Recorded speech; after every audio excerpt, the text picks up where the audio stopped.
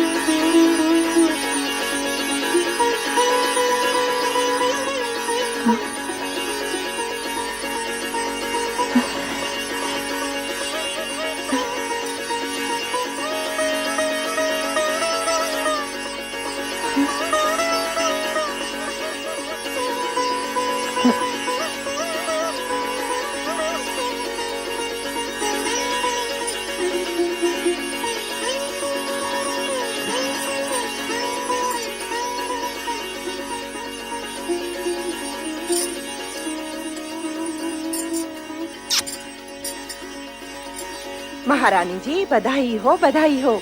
आपके यहाँ एक तेजस्विनी कन्या ने जन्म लिया है। बधाई हो महारानी जी। चलो। राजकुमारी जी, आप लोगों को भी बहुत बहुत बधाई हो। ये शुभ समाचार जाके महाराज को सुनाते हैं। चलो चलो, चलो। माताश्री, आज का दिन हम सबके लिए बड़ी प्रसन्नता का दिन है। बधाई हो महाराज, बधाई हो। महारानी वीरनी ने एक दिव्य कन्या को जन्म दिया है। कन्या के प्रकट होते ही सारे महल में उसकी ज्योति फैल गई। तेजस्वी कन्या ने जन्म लिया है महाराज। ये शुभ समाचार सुनकर हम धन्य हुए। सुलेखा, ये लो अपना पारितोषिक। मंगला, तुम भी लो। धन्यवाद महाराज। बधाई हो महाराज, बधाई हो। ये लो, तुम भी लो। आज का दिन हमारे लिए अत्यंत ही हर्ष और उल्लास का दिन है। नारायण नारायण।